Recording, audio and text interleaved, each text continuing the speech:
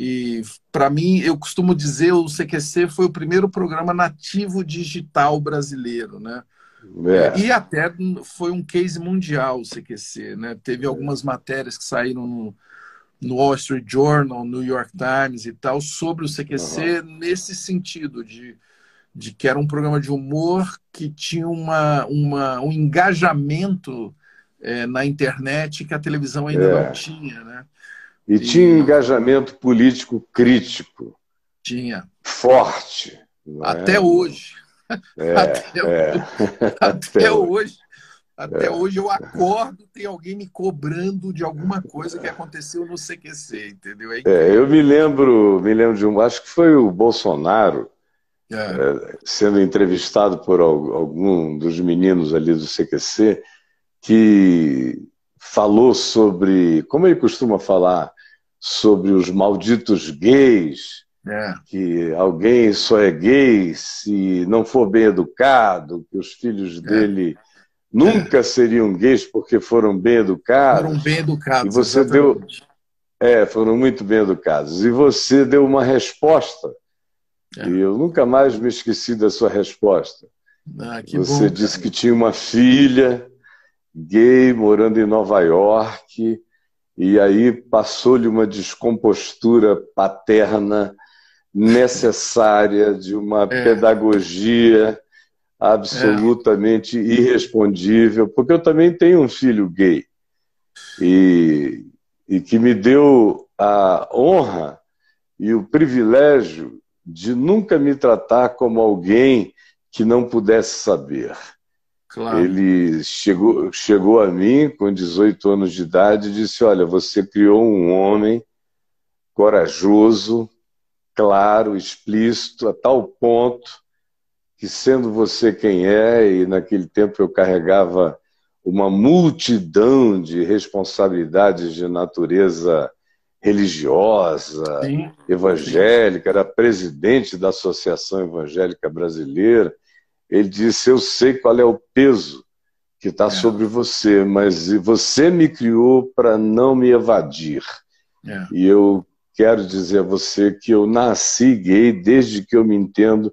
Eu só tenho tendências homoafetivas e eu não quero prosseguir na vida fazendo de conta que isso não pode ser tratado. E, conclusão, isso ele tinha 18 anos, hoje ele tem 44, e ele ajudou a abrir a porta do diálogo para milhares e milhares de outras pessoas que, porque ele era meu filho, isso se É. tornou público. O diálogo começou dentro do ambiente cristão evangélico da maneira, a partir de mim e dele, da maneira mais séria e responsável possível, e tem ajudado literalmente muita gente pelo país Eu, afora. eu acompanhei isso, Caio, de perto quando aconteceu isso com você. E Uhum, creio que é um exemplo incrível de como que nós podemos tratar uma questão que é absolutamente humana, que é uhum, presente na vida de, uhum. sabe, de milhares, milhões de famílias espalhadas pelo mundo, É, de uma forma amorosa. Eu acho que a palavra é, é essa, sabe? E, amorosa. e você, naquele momento, como você mesmo diz, representava uma religiosidade, né, uma espiritualidade que, para mim, também não se opõe a isso, né, que é Uhum. a forma como você abordou a religião, né, mesmo quando ela reconhece os tabus existentes em cada uma delas, o que Uhum. não pode acontecer é dessas questões relacionadas à homofetividade, enfim, aos trans, às pessoas que Uhum. têm outro tipo de orientação sexual diferente da nossa, não Uhum. possam compartilhar do amor que deve existir Claro, na relação entre as claro. pessoas, especialmente É, dentro das famílias e das comunidades, né? é. E então eu acho bárbaro a gente poder ainda falar disso, porque naquela Uhum. ocasião inclusive, eu fiz questão de não responder com ódio Isso. ao então deputado Jair Bolsonaro, porque a afirmação dele, que eu contestei, era que nenhum pai, ele disse, nenhum pai pode ter orgulho de um filho gay. Ele disse isso. E imagina eu assistindo isso, né? E aí eu disse para o meu diretor na época, eu falei, olha, eu vou ter que responder, porque eu sou pai de um filho gay. E eu quero responder isso. E a minha resposta foi muito simples. Eu sou a prova, Jair Bolsonaro, viva, de que você está mentindo. Porque é minha filha, é gay e eu tenho orgulho. Então, a amo e tenho orgulho dela ser quem ela é. Você está absolutamente enganado. E creio que, infelizmente, até hoje ele está enganado. Eu acho que eventualmente ele vai morrer enganado. Eventualmente. Deus permita que não. As pessoas não acreditam, eu falo isso com muito respeito ao cargo que ele ocupa, porque uma pessoa que ocupa um cargo tão importante não pode demonstrar uma falta de empatia ou de respeito por cidadãos, né? Cidadãos legítimos que contribuem com a sociedade, que são criativos, que são afetuosos, enfim, e que por conta de uma orientação sexual, que é uma coisa absolutamente pessoal, privada, ninguém tem nada a ver, ninguém deveria ficar fiscalizando a vida pessoal, sexual de ninguém, né? E ele ainda... Não é política pública, né? Não, ele tem uma insegurança em relação a esse assunto que revela, talvez, profunda, algum distúrbio, né, que ele vai precisar resolver uma hora.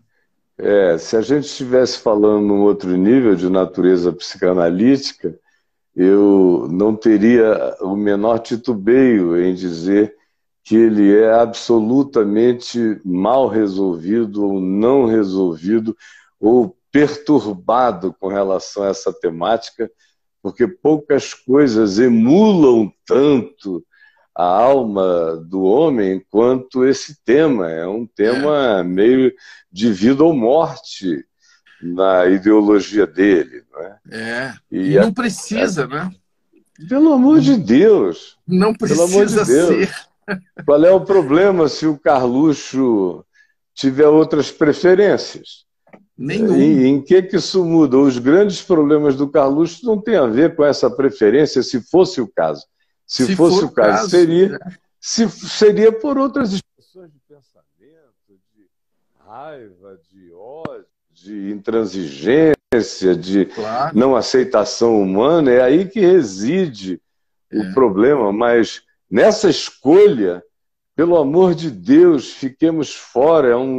É um chão muito santo da alma de cada um, que precisa ser reverenciado e tratado com aquele carinho devocional de quem se aproxima e se curva. E respeita a escolha e deixa a pessoa livre para prosseguir, encontrar o seu recanto de pacificação, de felicidade, de acalmamento interior, porque a pressão externa é muito grande na maioria das vezes. Não é? E às vezes essa pressão... Desculpa. Não, pode falar. É que às vezes essa pressão leva para lugares absolutamente desnecessários, né? Que, por exemplo, a violência contra os gays. Não dá para entender, né, Caio, por que alguém está na rua e é agredido pelo simples fato de parecer, né, de ter uma orientação sexual que não seja a que o outro cara que tem um bastão na mão ou que tem enfim... E a pessoa se sente agredida pela simples existência daquela outra pessoa, sabe? Eu tenho muita dificuldade de entender isso, muita mesmo. Por que que nós ainda temos essa...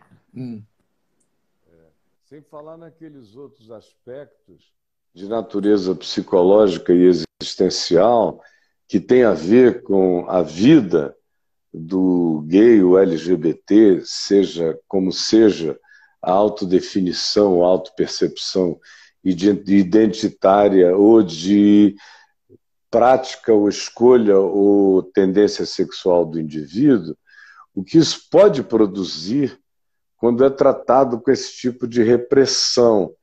E aí, por ter um filho gay, por ser pastor há quase meio século, o que vem a mim de dramas paternos, de angústias familiares, de ações suicidas, muita gente que se suicida para não dar essa notícia, ou se suicida para não ter que viver com as consequências. Ou então, aqueles que são filhos de famílias muito, muito opressivas, que chega um dia na vida que ele diz, não dá mais para eu me ocultar, e o cara, não tendo coragem de dialogar, desaparece para sempre. É uma loucura. Então, tem gente que foi embora para todo sempre e acabou. Aí tem o seguinte... Porque a pessoa entra nesse estado de fuga, de evasão, de angústia e de não poder dizer quem é, de não poder se abrir, conclusão, acaba entrando num mundo de muita promiscuidade, de muito perigo. Porque quando você não pode viver na luz, não pode viver sob a luz do sol com toda liberdade, você vai se esconder desesperadamente nas sombras da sociedade, onde tudo é mais perigoso, tudo é mais arriscado, tudo é mais... E longe da família, né? O que é uma loucura. O lugar que você deveria ser acolhido, você é repelido. Né? Ou é repelido, ou é obrigado a viver sobre essa pressão que você falou. Né? Uma pressão que faz você não ser quem você é, faz você ser uma pessoa violenta, amargurada. Né? E isso é uma tragédia, como você disse, que está presente no nosso país, né? De uma forma... no mundo inteiro. No mundo inteiro. Também por causa da dor que tudo isso provoca, tem uma quantidade grande de pessoas que começam literalmente a se anestesiar. Isso. Aí recorrem às drogas, a isso e aquilo. Não é por nada, é para sentir menos dor, é para sentir menos angústia. Porque careta não dá para encarar, então eu tenho que ter algum reforço. Uma outra droga que nós estamos vendo muito é o fanatismo, né? Então é você seguir uma personalidade da política, como é o caso que eu percebo em relação ao nosso presidente, pessoas que cegamente o seguem, e veja bem, eu respeito todo tipo de opção política. Para mim não tem nenhum problema de conversar com quem apoia o Bolsonaro, o Lula, ou sei lá, a Marina, qualquer pessoa. Mas a cegueira é que, para mim, é algo que não nos levará a lugar algum. Você buscar um herói, buscar um salvador, que é um humano, é uma pessoa cheia de defeitos, cheia de manipulações e tal, que deve ser criticada, né? Como você mesmo notou, a minha carreira sempre foi pautada por uma crítica livre, na medida do possível, com bom humor, com carinho. Nunca tive nenhuma intenção de fazer críticas que destruam a pessoa por si. Mesmo o Maluf, que você citou, é alguém que sempre me recebeu, eu sempre deu novas entrevistas depois daquela que você citou. Então, o mundo que nós podemos viver é um mundo onde nós nos deixemos criticar para podermos entender quem somos, para poder melhorar, ou para poder, inclusive, não concordar. Não, eu não concordo com essa crítica que você está fazendo de mim, mas um mundo que a gente pode ser mais vulnerável, né? Para não precisar ser violento. É claro. Eu creio que é essa a questão.